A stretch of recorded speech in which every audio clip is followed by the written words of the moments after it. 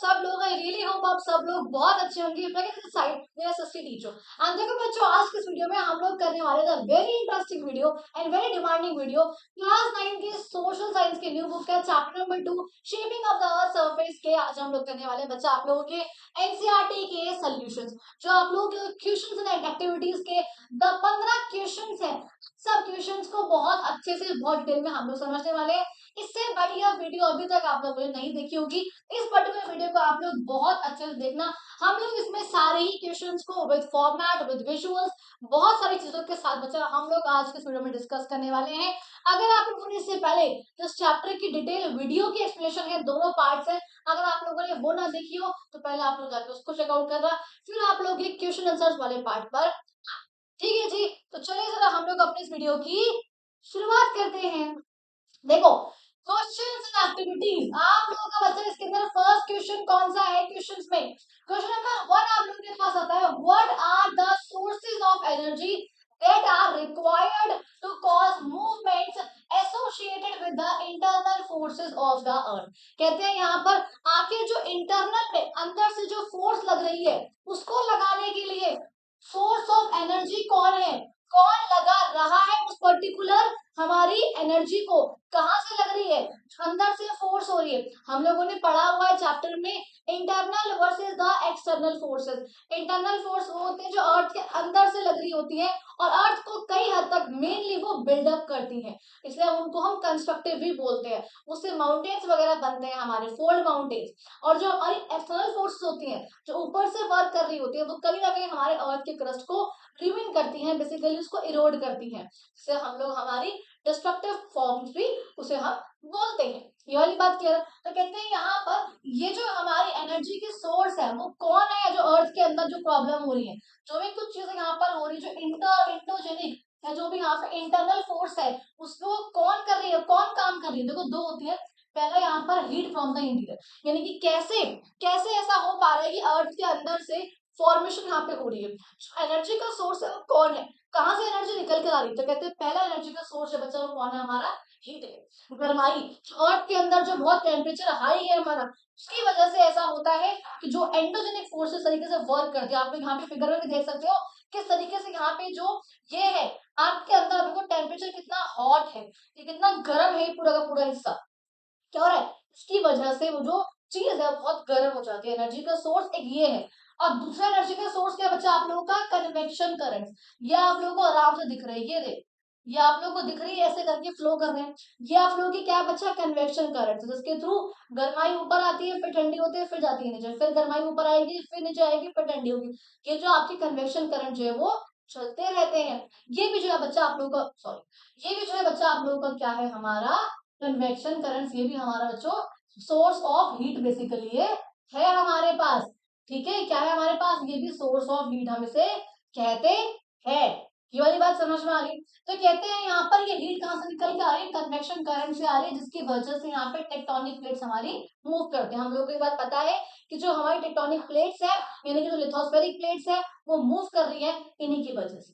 किसकी वजह से? इसी हीट की वजह से, इसी कन्वेक्शन करंट्स की वजह से। ये वाली बात क्लियर हुई? तो वही यहाँ पर कहते हैं कि ये जो सोर्स ऑफ एनर्जी यहाँ पे रिस्पॉन्सिबल है अर्थक्वेक के लिए भी और माउंटेन्स की फॉर्मेशन के लिए भी। इसके लिए भी यहाँ पर यही जो दोनों ही सोर्स है एनर्जी के, एक तो जो हीट आ रही है अर्थ के अंदर से और जो कन्वेक्शन करंट्स है, ये दोनों ही फोर्सेस रिस्पॉन्सिबल है एनर्जी के लिए, जो अर्थ के अंदर से आ रही है। सेकेंड क्वेश्चन कहते हैं रिलेट करना है आपको वेरियस फिजियोग्राफिक डिविजन्स को, जो भी आपने अभी तक पढ़ी हुई है। यानी कि अभी तक आप लोगों ने मान लो हिमालयास के बारे में पढ़ा, अभी तक आप लोगों ने नॉर्दर्न प्लेन्स के बारे में पढ़ा, अभी तक आप लोगों ने पेनिनसुलर प्लेट्यू के बारे में पढ़ा है, तो आपको इनके बारे में बताना है और रिलेट करना है इसको कि आखिर ये फॉर्म कैसे हो रही है, इसकी फॉर्मेशन से हमें इसको रिलेट करना, जो कि हम लोगों ने पढ़ा था।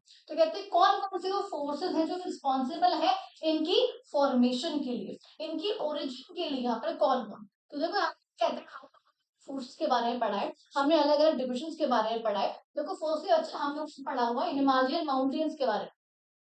ये आप लोगों ने पढ़ा हुआ हिमालयन जो माउंटेन्स है, हमारे फोल्ड माउंटेन्स है, वो फॉर्म कैसे हुए थे? जब दो कॉन्टिनेंटल प्लेट एक दूसरे से टकराई थी, तब जो है क्या हुआ था? वो ऐसे ऊपर हो गई थी। लेकिन अगर जो एक ओशियनिक प्लेट जो कि भारी होती है, अगर वो टकराती है कॉन्टिनेंटल से, तो ये जो है सबडक्ट हो जाती है।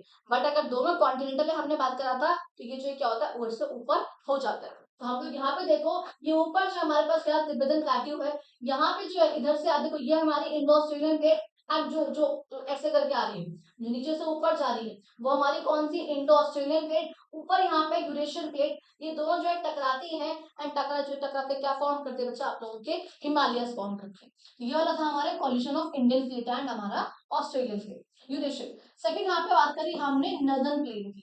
आखिर ये नदर्न प्लेन्स कैसे फॉर्म हुए हम लोग, आप लोगों को पता है, ऊपर से इंडस, गंगा, ब्रह्मपुत्र 3 नदियां निकल कर आती हैं हमारे नदर्न पार्ट से। जब ये सब निकल कर आती हैं तो ये सेडिमेंट्स को डिपोजिट कर देती है। आप लोगों ने देखा हुआ है, ऐसे मान लो इंडिया का पार्ट ऐसे है, तो यहाँ से इंडस, यहाँ से गंगा और यहाँ से ब्रह्मपुत्र ऐसे निकल कर आती हैं। आप यहाँ पे नदर्न प्लेन्स है आप लोगों के, जहाँ पे आके सब कुछ डिपोजिट कर देती है, इसलिए यहाँ पर ये हमारी कौन सी है, northern planes.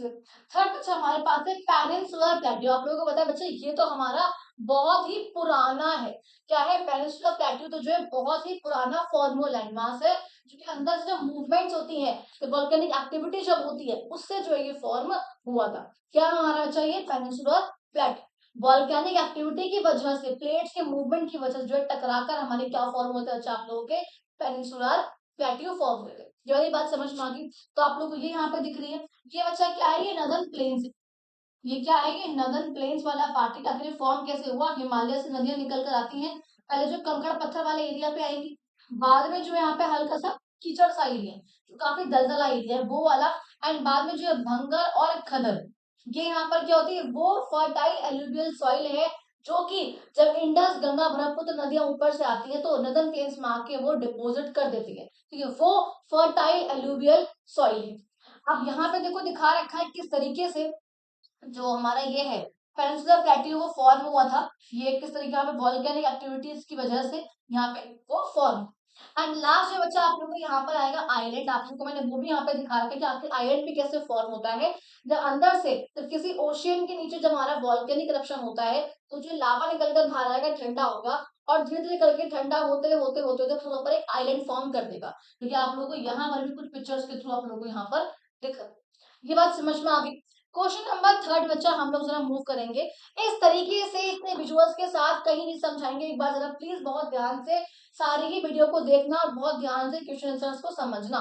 Question number third में कहते हैं व्हाई एंड वेयर, क्यों और कहाँ पे ऐसा होता है कि अर्थक्वेक जो है बार बार आते हैं, और क्या उनको प्रेडिक्ट कर पाना, क्या पहले से उनके बारे में पता लग जाए, हम उसको पहले ही प्रेडिक्ट कर पाए, क्या ये पॉसिबल है।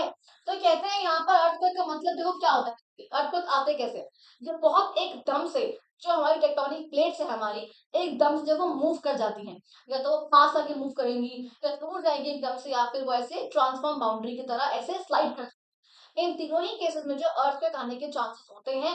एंड जो हमारा ट्रांसफॉर्म वाला है, जहाँ पे वो टकराती है, जब क्रॉस करती है, उसमें तो मतलब बहुत ही ज्यादा होता है, और सबडक्शन में भी तो काफी होता है, ठीक है।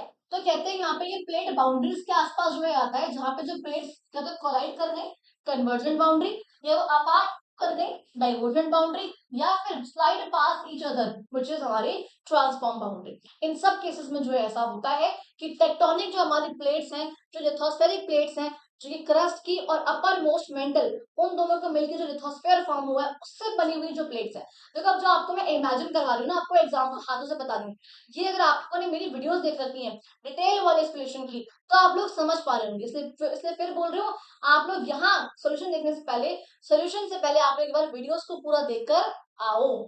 कहते हैं जो रीजन देखो, कह रहे हैं कि कहाँ पे आते हैं, सबसे ज्यादा कहाँ पर आते हैं, तो कहते हैं कि एक तो यहाँ पर आएंगे जहां पर भी टेक्टोनिक प्लेट्स की एज होगा, उनका किनारा होगा, और एक यहाँ पर रियल लाइफ एग्जांपल के तौर पर बात करेंगे अगर, एक जो आपको बताया कि पैसिफिक ओशन वाला जो हमारा रीजन है पूरा का पूरा, इसे हम लोग बोलते हैं रिंग ऑफ फायर, यहाँ पे सबसे ज्यादा अर्थक्वेक आते हैं। समझ में आ गया, सबसे ज्यादा अर्थक्वेक और सबसे ज्यादा वॉल्केनिक इरप्शन भी जो है वो यहीं पर होते हैं। अब देखो इसमें ऑस्ट्रेलिया कवर अप हो रहा है, हमारा ईस्टर्न एशिया कवर अप हो रहा है, और ये वेस्टर्न, नॉर्दर्न और सदर्न अमेरिका भी हमारे कवर हो रहे हैं। यहाँ पे जो है हमारे आते हैं बच्चा सबसे ज्यादा अर्थक्वेक और वोल्केनोज भी। कहते हैं आज के टाइम पे ये प्रेडिक्ट कर पाना तो पॉसिबल नहीं है कि हम एग्जैक्टली प्रेडिक्ट कर पाएंगे हाँ जी कहाँ पर आएगा, कितने स्केल का आएगा, किस टाइम पर आएगा, हम लोग ये तो प्रेडिक्ट नहीं कर सकते। हाँ, हम लोग इतना जरूर कर सकते हैं, साइंटिस्ट ने जो है क्या कर रखा है, अर्थक्वेक के जो प्रोन एरियाज हैं, यानी कि जहाँ पे सबसे ज्यादा अर्थक्वेक के चांसेस रहते हैं, उन एरियाज को हम लोगों ने बांटा हुआ है। एंड हमने पढ़ा भी हुआ है जोन सेकंड जहाँ पे थोड़े कम चांसेस हैं, जोन थर्ड जहाँ थोड़े और ज्यादा चांसेस हैं, जोन फोर्थ जहाँ थोड़े से और ज्यादा है अच्छे खासे, एंड जोन 5 जहाँ पे सबसे ज्यादा चांसेस होते हैं हमारे अर्थक्वेक के आने के। ये जो है बच्चा हम लोगों ने कुछ जोन्स पढ़े हुए हैं। एंड ये जो हमारा पैसिफिक रिंग ऑफ फायर किसी में आता है, जो हम लोगों का दिल्ली है, दिल्ली किस में आता है बेटा, दिल्ली आएगा हमारा जोन 4 में। तो ये 4 जोन बेसिकली हमारे पास होते हैं, 2 3 4 5। क्लियर हो गया। तो वही यहाँ पर हमें दिखा रखा है, क्योंकि यहाँ पर दिखा रखी है किस तरह से यहाँ पे है ये वाली ट्रांसफॉर्म बाउंड्री, ये है डाइवर्जेंट एंड ये हमारे पास है कन्वर्जेंट। कहाँ कहाँ पर ये हो रही है, ये जो है कहाँ पे इलेक्शन हो, समझ में आ गई वाली चीज। नेक्स्ट देखो बच्चा आप लोग के पास क्वेश्चन है, question number 4, plate movement are responsible for the distribution of earthquake and volcanoes.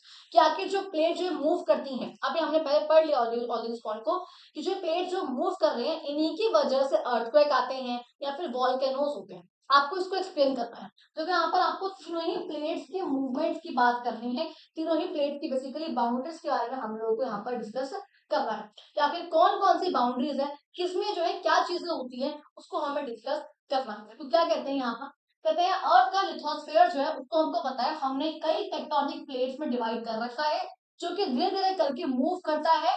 क्यों मूव कर रहा है, क्योंकि because of the convection current, हमने पढ़ा हुआ है कन्वेक्शन करंट्स की वजह से, वो कन्वेक्शन करंट जो कि मोल्टन मैग्मा के ऊपर फ्लो कर रहे हैं, उनकी वजह से जो है क्या करता है, हमारी प्लेट्स मूव करती हैं। अब प्लेट्स कैसे कैसे मूव करती हैं, और प्लेट्स की मूवमेंट की वजह से ही अर्थक्वेक या फिर वॉल्केनोस आते हैं, ये बात तो हम लोगों ने पढ़ी हुई है। कैसे कैसे मूव करें देखो, अगर वो कन्वर्जेंट प्लेट है तो क्या करेगी, कोलाइड करेगी। अगर दोनों कॉन्टिनेंटल है तो ऊपर आएगा, अगर एक कॉन्टिनेंटल एक और ओशियनिक है तो सबडक्शन होगा, और इस केस में भी क्या होगा बच्चा, आपका अर्थक्वेक आएगा एंड वॉल्केनोस आएंगे। एकदम से इतनी बड़ी बड़ी प्लेट्स अगर हिलेंगी तो ऑब्वियसली बात है कुछ ना कुछ तो यहाँ पर होगा। अगर बात करूं मैं दूर जाने वाली, जब दोनों प्लेट एक दूसरे से दूर जाती है, ये वाली है जब वो एक दूसरे के पास आ रही है, ठीक है, और ये जो है वो दूर जाएंगी, इसमें क्या होगा, मैग्मा राइज होगा, नीचे से जो है मैग्मा निकल कर आएगा, यहाँ से कहाँ गया होगा ये, यहाँ से जो है क्या होगा, मैग्मा निकल कर आएगा, एंड जो वॉल्केनिक इरप्शन जो है वहां पर होगा। सिंपल सी बात है, यहाँ वॉल्केनिक एक्टिविटी होगी। अगर वो ट्रांसफॉर्म बाउंड्री है तो वहां पर क्या होगा, स्लाइड कर जाएगी वो, एकदम से बहुत तेज earthquake, in this case volcanoes नहीं आते, लेकिन अर्थक्वेक बहुत तेजी से आता है। इसका आपकी बुक में एग्जांपल बहुत अच्छा था, San Andreas fault, remember San Andreas fault, जो कि आपका कैलिफोर्निया में है, बहुत बड़ा है, करीब करीब 1200 किलोमीटर लंबा है।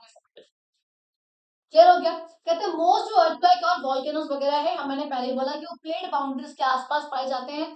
खासकर जो मैंने अभी आप लोगों को बताया पैसिफिक ओशन के पास का जो रीजन है, जो अभी हमने पढ़ा था पैसिफिक रिंग ऑफ फायर, वहां पे सबसे ज्यादा जो ओशन है पाई जाती, सॉरी जो एक्टिव वॉल्केनोस और अर्थक्वेक होते हैं तो वहीं पर आते हैं। तो हाईएस्ट कंसंट्रेशन जो है वो किसका है, अर्थक्वेक और वॉल्केनोस का वहीं पर होता है। इसलिए यहाँ पर कहते हैं कि टेक्टोनिक प्लेट की मूवमेंट की वजह से क्या होता है, उन जगहों पर अर्थक्वेक और वॉल्केनो बेसिकली आप लोगों के बच्चा वो। नेक्स्ट क्वेश्चन देखिए, देखो हम लोग बात करेंगे यहाँ पे, नेक्स्ट क्वेश्चन आप लोगों के पास है, आप लोगों को एक डायग्राम बनाना देखो बहुत इंपॉर्टेंट है, जहां पे मैंने आप लोगों को most important questions cover up कराए हैं, मतलब मैंने अभी रील लाई थी उसकी शॉर्ट अपलोड कर रखी है कि उन क्वेश्चंस वगैरह की, और आपको क्वेश्चन भी टेलीग्राम ग्रुप पे मिल जाएंगे, उन क्वेश्चंस को प्रैक्टिस जरूर कर लेना। अभी उनके आंसर्स आप लोगों के लेकर आना बाकी है मेरे लिए, बहुत अच्छे वे में ऑर्गेनाइज करके, उसमें भी मैंने ये मेंशन कर रखा है एक मेंढरा और डेल्टा का जो हमारा डायग्राम है, एक ग्लेशियर वाला डायग्राम, ये दोनों ही डायग्राम बहुत ज्यादा ही इंपॉर्टेंट है, तो आप लोगों को ये तो जो है आने ही चाहिए। तो देखो यहाँ पे दिखा रखा है मेंढक और डेल्टा का डायग्राम। अब देखो मेंढक क्या होता है, जो बेल्ट होता है रिवर का बेसिकली, उसे यहाँ पर हम बोलते हैं मेंढक। और डेल्टा का मतलब क्या होता है, जब भी कोई नदी जो है, ये नदी एक सी में एंटर करती है तो अपने साथ वो जो भी सैंड सिल्ट क्ले पेबल्स जो भी लाई है वो सब जो है यहाँ पे आके डिपोजिट कर देगी, और जो ये मिट्टी वाला जो डिपोजिट वाला पार्ट है, इसे डिपोजिटेड सैंड वाले पार्ट को हम लोग बोलते हैं बच्चा बेटा आप लोगों का डेल्टा। एंड ये जो है बच्चा क्या है, हम लोगों का है मेंढक। ये बात क्लियर है, पहले आप लोग को यहाँ तक समझा रखे हैं हम। अब देखो यहाँ पे दिखा रखा है नदी, जो आप लोग देख रहे हो ऐसा लगे निकल रही है ऊपर से, यहाँ पे आ रही है, आगे जा रही है, आगे आ रही है, तो ये जो रिवर का आपको दिख रहा है ये अपर, और अपर कोर्स पे हम लोगों ने ये बातें कुछ पढ़ी हुई हैं कि वो मेंढक इतने फॉर्म नहीं करती है, स्पीड उसकी हाई होती है, इरोजन जो है वो ज्यादा करती है, अपने साथ जो है लेके ज्यादा जाती है। हम जब यहाँ पे आके मिडिल कोर्स में उसकी स्पीड, देखो यहाँ पे क्या बताया था, यहाँ पे जो इरोजन जो है वो ज्यादा होता है, क्योंकि जो स्पीड होती है वो ज्यादा होती है, और जो मिएंडर्स हैं वो यहाँ पर नहीं होते। ये मैंने किसकी बात करी बच्चा, आप लोगों के, अब उसकी मैंने ये बात करी है। अगर बात करूँ कि मिडिल कोर्स की, तो यहाँ पर क्या होता है बच्चा, स्पीड जो है आपकी थोड़ी सी वो स्लो जाएगी, डिपोजिशन जो है वो यहाँ पे आके वो थोड़ा सा बढ़ जाएगा उसका, एंड यहाँ पर जो है मेंडर्स का फॉर्म होना स्टार्ट हो जाएगा। और लोअर कोर्स की बात करूंगी तो यहाँ पे तो जो स्पीड होती है वो बहुत ज्यादा स्लो हो जाती है, यहाँ पे जो डिपोजिशन है वो बहुत ज्यादा बढ़ जाता है, एंड मेंडर तो जो है भैया वो बहुत ही बड़े बड़े फॉर्म होते हैं। ये आपका होता है अलग अलग कोर्स में, क्योंकि यहाँ पे दिखा रखा मिडल कोर्स है, हल्के बाद मेंडर फॉर्म होना स्टार्ट हो गए। यहीं पर अगर कोई मेंडर इरोजन और डिपोजिशन की वजह से एक लेक उसकी अलग हो जाए, जैसे मान लो वो यहाँ से निकल के आ रहा था, इस तरीके से ये था, यहाँ का जो पार्ट है यहाँ पे बहुत डिपोजिशन बहुत ज्यादा हो गया, तो क्या हुआ, ये जो पार्ट था कटकर अलग हो गया, अब जो नदी है वो ऐसे करके फ्लो करेगी अलग से। तो ये जो पार्ट अलग हुआ है, लेक सा पार्ट, पतली सी नदी है, वहां पर बहुत छोटा सा पार्ट है वो, पानी भरा हुआ है उसके अंदर, और उसे हम बोलते हैं बच्चा आप लोगों को क्या, ऑक्सबो लेक। और ये आपके हुए बड़े बड़े मेंढर, ये आपके क्या हुए मेंढर, जो उसके आसपास का एरिया है जहां पर भी मिट्टी वगैरह डिपोजिट हो रही है प्रॉपर बहुत ज्यादा, उस वाले एरिया को हम लोग बोलते हैं अच्छा फ्लड प्लेन।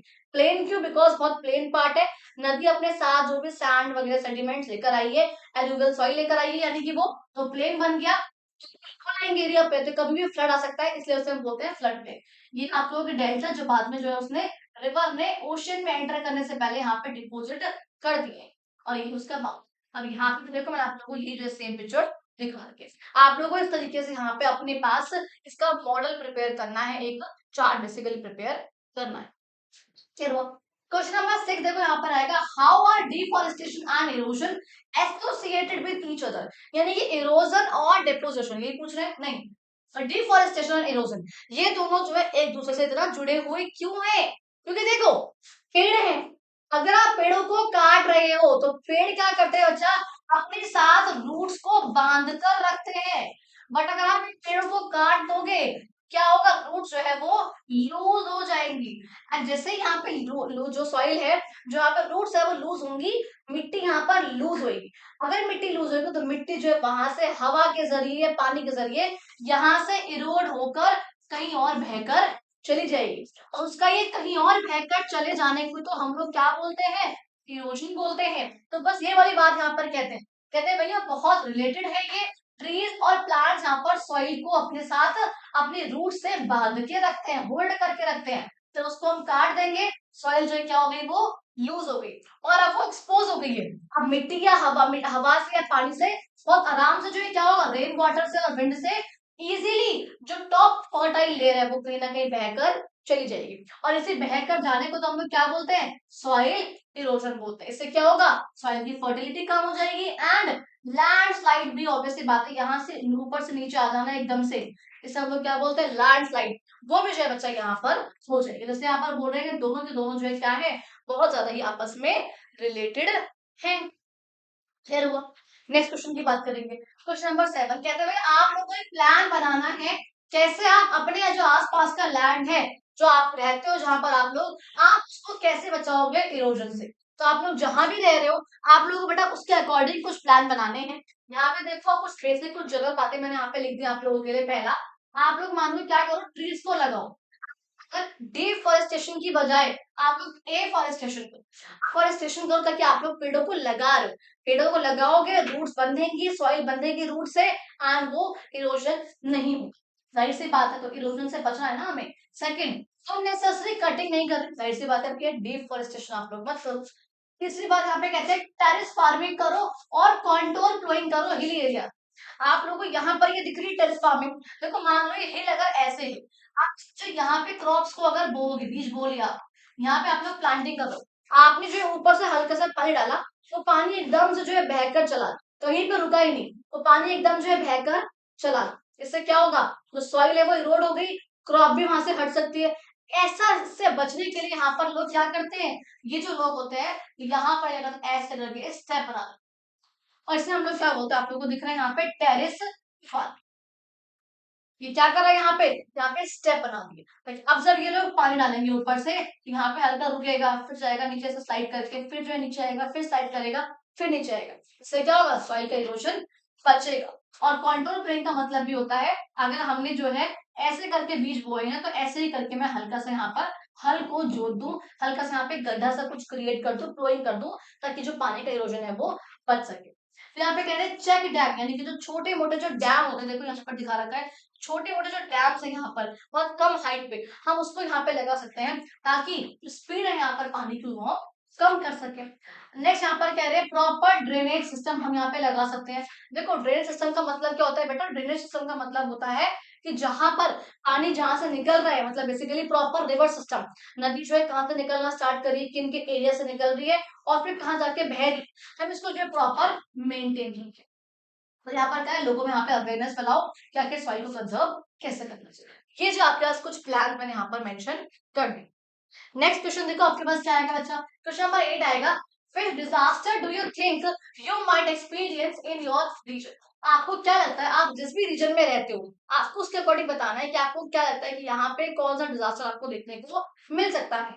आपको मिटिगेशन प्लान यानी कि उससे बचने का आपको प्लान अपना प्रिपेयर करना है, अपनी क्लास में डिस्कस करना है। देखो मेरे को बच्चा, मैं रहती हूँ दिल्ली में, दिल्ली में मुझे ऐसा है कि भाई यहाँ पर तो अर्थक्वेक आ सकता है, यहाँ पे हेलस्टॉर्म आ सकते हैं, यहाँ पे फ्लड तो मतलब खैर फ्लड भी बहुत रेयरली आती है, ऐसे तो क्या फ्लड तो क्या हमारे में वैसे ही बन जाती है, जब कुछ रीजन अगर बहुत भर जाए, वहाँ पानी का बिल्कुल भी ड्रेनेज सिस्टम वहाँ का अच्छा ना हो, तो वैसे ही हमारे यहाँ बाढ़ भी आ जाती है।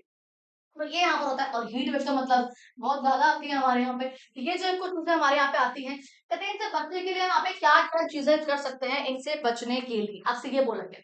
कहते हैं भैया पहली बात, जो इनकी मैनेजमेंट की गाइडलाइंस है मैं उसको फॉलो करूँ। दूसरी बात, इमरजेंसी किट यहाँ पे रेडी रखूं, कभी भी कुछ भी हो सकता है। हीट वेव आई है तो मुझे क्या करना है, अगर मैं यहाँ पे अर्थक्वेक, अर्थक्वेक में हमारे दिल्ली में काफी आते हैं, बिकॉज जोन 4 में रह रहे हैं हम लोग, ऑल्दो चाहे उसका मैग्नीट्यूड जो रहता है वो इतना हाई नहीं रहता, 4 या 5 के बीच में रहता है, बट स्टिल वो भी जो है काफी ठीक होते हैं। हम लोग क्या करेंगे भैया, ताकि डस्ट स्टॉर्म से बच सके, सॉइल की इरोजन से बच सके, उसके लिए हम ज्यादा से ज्यादा ट्रीज को प्लांट करेंगे। हम लोग जो अनसेफ एरिया है, जहां मुझे पता है कि वहां पे एग्रीकल्चर करना ठीक नहीं है, जहाँ पे माइनिंग करना ठीक नहीं है, तो वहां पे कंस्ट्रक्शन का काम नहीं करूंगी। फिर क्या करूंगी, मैं अवेयरनेस के प्रोग्राम से पार्टिसिपेट करूंगी, और जो भी यहाँ पे इंस्ट्रक्शन दिए गए इमरजेंसीज में उनको फॉलो करूंगी। तो मतलब कुछ बहुत बेसिक बातें हैं। अब देखो ये आपको क्या दिखा रखा है, डिजास्टर मैनेजमेंट की साइकिल है बेसिकली, कि जब भी कोई डिजास्टर आता है, हम लोग क्या करते हैं, सबसे पहले हम लोग बोलते हैं उससे बचने का हम लोग प्लान देखते हैं, फिर हम लोग क्या करते हैं उसके लिए प्रिपेयर होंगे, रिस्पॉन्स हमारा क्या रहेगा, फिर जो है रिकवरी। इस तरीके से जो है कि चलता है ये हमारा प्लान। समझ में आ गई वाली बात। अच्छा फिर देखो हम लोग नेक्स्ट क्वेश्चन पे आएंगे हमारा, विच इज लैंडफॉर्म जो भी यहाँ पर अंडरग्राउंड वाटर के द्वारा क्रिएट करे गए हैं। तो प्लीज रिमेम्बर आप लोगों को, एक रिवर के द्वारा क्या क्रिएट करा गया है, Mendhar delta all those things.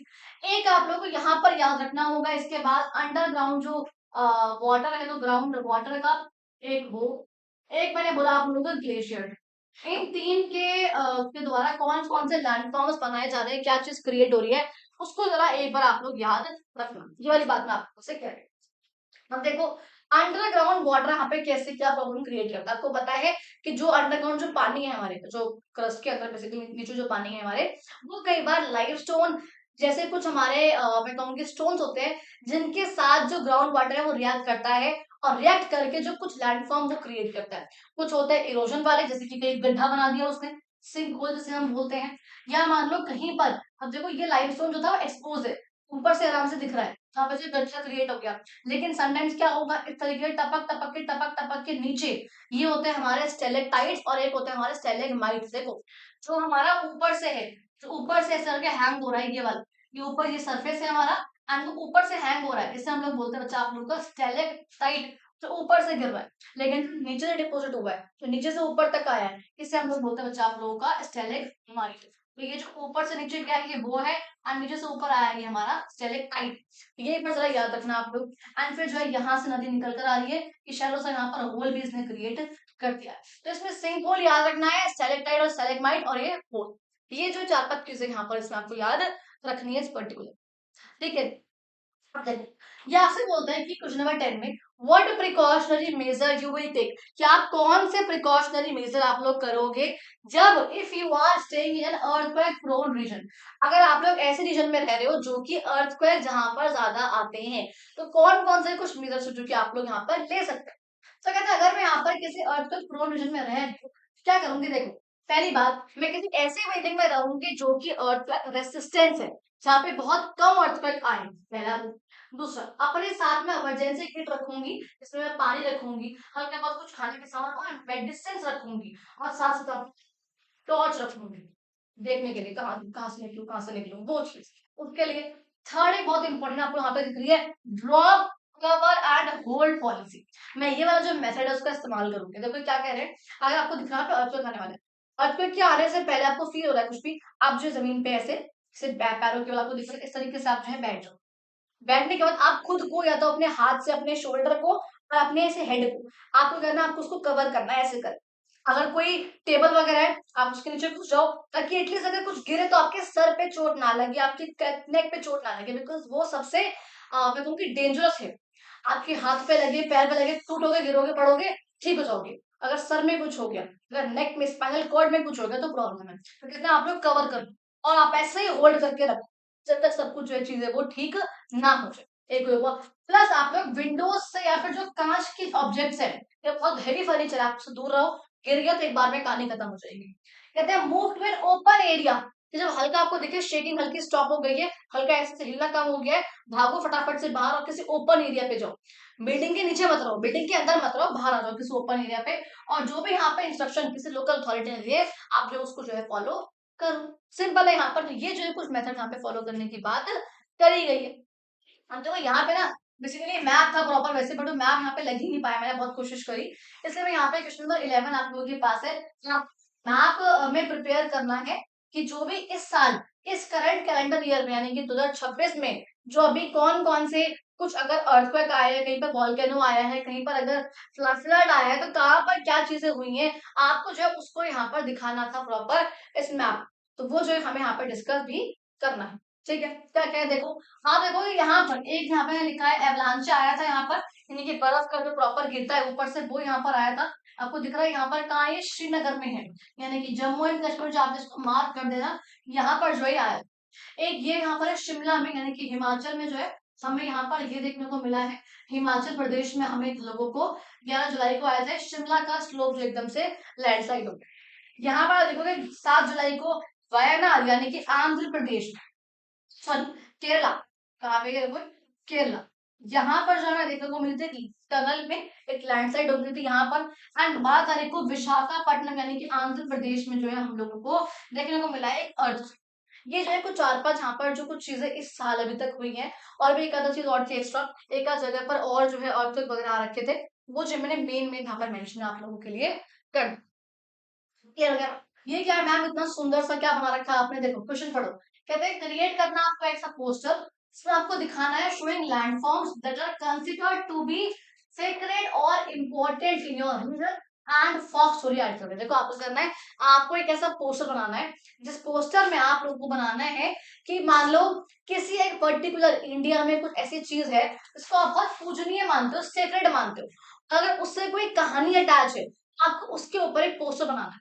For suppose example के लिए मान लो हमारे यहाँ पे हम यमुना रिवर को बहुत पूजनीय मानते हैं, हम बहुत सीक्रेट मानते हैं। उससे यमुना नदी में आप लोगों ने देखा होगा, यमुना पार करके जब वासुदेव जी कृष्णा जी को लेकर आ रहे थे और जो उनका नाग है जिनकी रक्षा करके उनको क्रॉस करा के वहां तक लेकर आए थे, तो वो जो है आप स्टोरी आप इससे एसोसिएट कर सकते हो इस यमुना नदी से। तो क्या बोलना है, एक ऐसी चीज जो कि बहुत सीक्रेट है, आपको उससे कोई फॉल्स स्टोरी जो है आपने एरिया में जो आप जानते हो, आपने सुनी है, आपने पढ़ी है, जो चीज हो रखी है मान लो, आप उससे जो है उसको एसोसिएट करना है और आपको वो करते हुए एक पोस्टर क्रिएट करना है। तो आप इस तरीके से जो है कोई एक पोस्टर मान लो आप बना सकते हो। ये मैंने आपको एग्जाम्पल बेसिकली एक दिया है। क्वेश्चन नंबर 13 कहते हैं आपको डॉक्यूमेंट करना है केस किसका, डिजास्टर का, जो कि आपके रीजन में आया था, और आपको बताना है कि उसके इम्पैक्ट क्या क्या पड़े हैं ह्यूमन की एक्टिविटीज पे। वही देखो मैंने कहा मैं दिल्ली में रहती हूँ, हमारे यहाँ अर्थक्वेक भी आए हैं एंड डस्ट स्टॉर्म भी आए हैं, ये दो मतलब सबसे ज्यादा हुए हैं। फ्लड जो है कम हुआ है, हीट वेव तो जो है चलती रहती है मतलब। पर कहते हैं कौन कौन सी और चीजें, मैंने कहा डस्ट स्टॉर्म का हमने हमने यहाँ पे एग्जांपल लिया। अभी इससे पहले मैंने आप लोगों को एक अर्थक्वेक एग्जांपल लेके दिखाया था हमारे यहाँ पे क्या रहता है, और यहाँ पे मैंने मान लो एग्जांपल लिया आप लोगों के दिल्ली का और डस्ट स्टॉर्म का। तो अब यहाँ पे हालत देख, dust storm hits national capital, कि हमारी दिल्ली में किस तरीके से डस्ट स्टॉर्म जब आता है, सबको जो है विजिबिलिटी बहुत लो हो जाती है, कुछ भी जो है हम लोगों को दिखता नहीं है।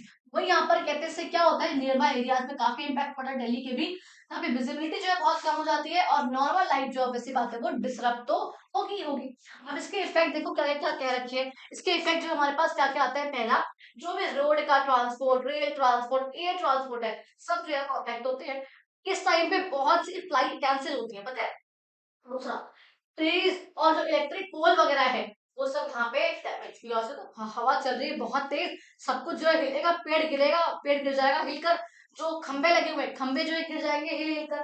तो अब अगर खंबे हिलेंगे तो पावर की सप्लाई जो है वो भी क्या होगी, इंटरप्ट हो जाएगी यहाँ पर।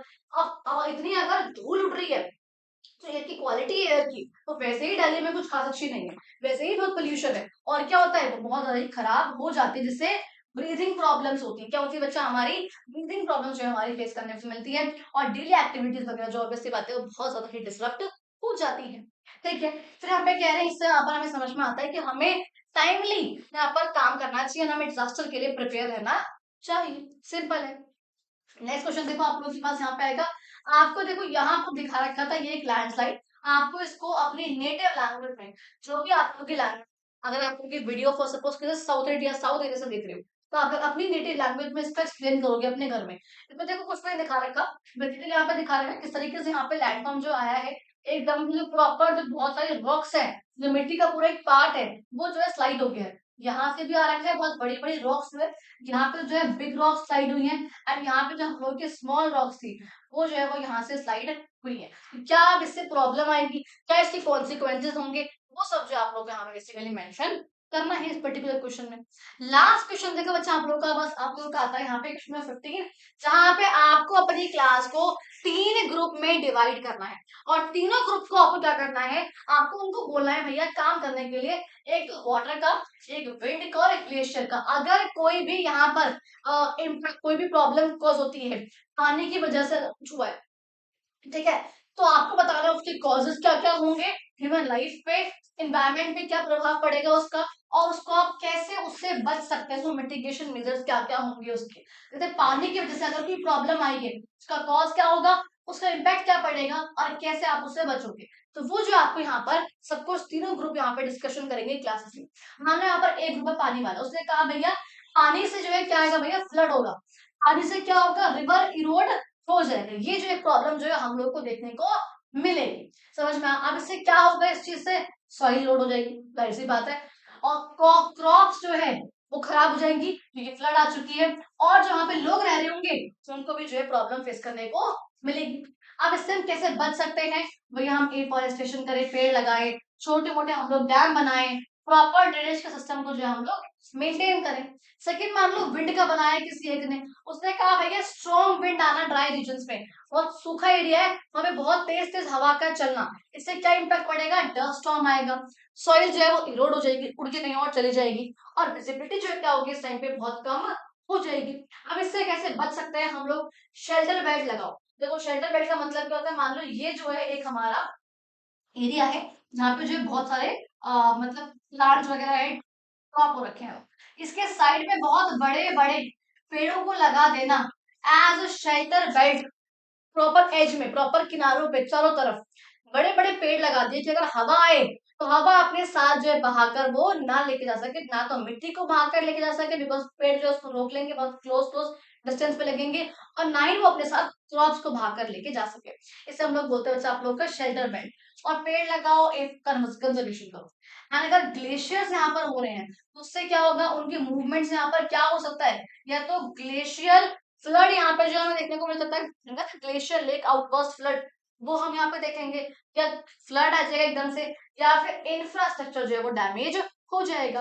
अब इससे इम्पैक्ट क्या पड़ेगा, क्या इसका प्रभाव पड़ेगा, या वो हमें देख लिया, इसको हम कैसे बच सकते हैं इससे, जो ग्लेशियर लेक है इसको बहुत ध्यान से देखो, यहाँ पर वो आ सकती है, कहाँ पर क्या चीजें हो सकती हैं, टेम्परेचर को बढ़ाओ मत कि वो मेल्ट हो जाए बहुत जल्दी, जो हमारे ग्लेशियर्स वगैरह हैं, तो कुछ जो ऐसे जो स्टेप्स हम लोग को उठाने चाहिए। क्लियर हो गया बच्चा आप लोगों का? तो that was the whole of your chapter question answers. बच्चा यू रियली होप आप लोगों को वीडियो अच्छी लगी हो। अगर वीडियो अच्छी लगी हो चैनल को सब्सक्राइब करना, वीडियो को लाइक करना, कमेंट करो अपनी, आप कमेंट करके बताओ वीडियो कैसी लगी एंड नेक्स्ट वीडियो जो आपको कौन सी चाहिए। फ्रेंड्स को वीडियो को जरूर शेयर करना। थैंक यू सो मच बच्चा लोग, मिलते हैं हम लोग अब अगली वीडियो।